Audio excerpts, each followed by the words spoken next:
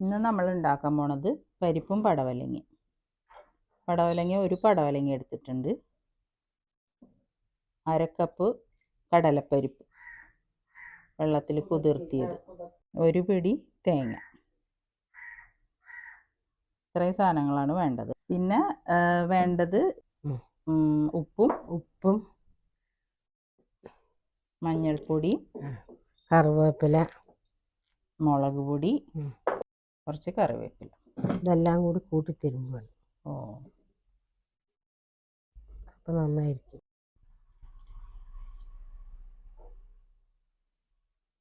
പടവലങ്ങയും തേങ്ങയും പരിപ്പും പൊടികളും ഇടും.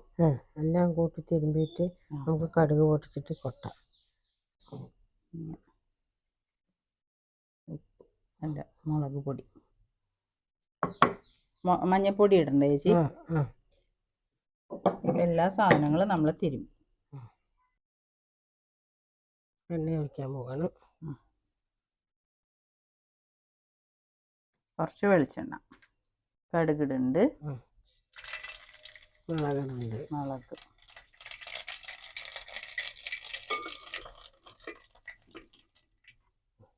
ഇനി ഇതിൽ നമ്മൾ വേപ്പിലിട്ടിട്ടുണ്ട്. അപ്പം അതുകൊണ്ട്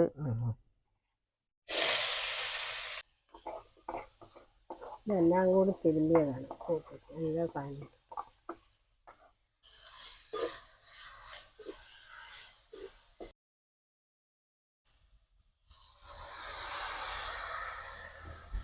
കുറച്ച് വെള്ളം, 1/2 കപ്പ് വെള്ളം ഒഴിച്ചിട്ടുള്ളൂ.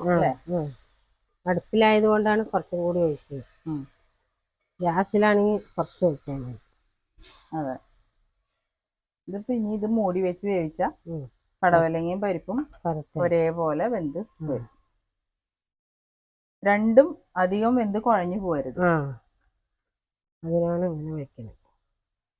ചാറ് വെക്കണ പോലെ അല്ലല്ലോ. ചാറ് വെക്കുമ്പോൾ വലിയ പറ്റില്ലല്ലോ.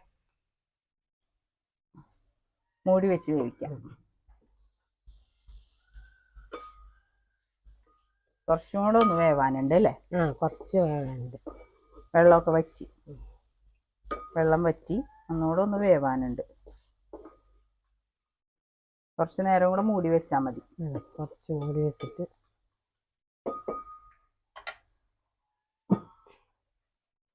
വലുത് കുഴഞ്ഞാൽ പറ്റില്ല. പാകത്തിനായിട്ടുണ്ട്. പരിപ്പൊക്കെ ഒന്ന് കടിക്കാം. കുഴഞ്ഞിട്ടില്ല. നല്ല പാകമായി. ഇനി എടുക്കാം അല്ലേ? ഇറക്കി വെക്കാം.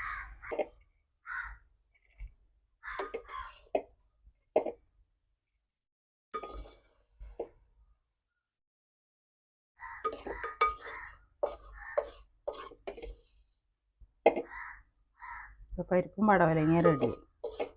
ഇങ്ങനെ ഇരിക്കണം. പരിപ്പൊക്കെ ഇങ്ങനെ കിടക്കണം അല്ലേ ചേച്ചി?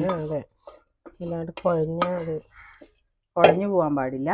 ഇങ്ങനെ അതിന് പരിപ്പും പടവലങ്ങ ഒരുമിച്ച് വേവിക്കണമെങ്കിൽ പരിപ്പ് ഒന്ന് കുതിർത്തണം അല്ലേ? കുതിർത്തിട്ട് ഒന്ന് വെള്ളത്തിലിട്ട് വെച്ചാലേ ഒരുമിച്ചിട്ട് വേവിക്കാൻ പറ്റുള്ളൂ.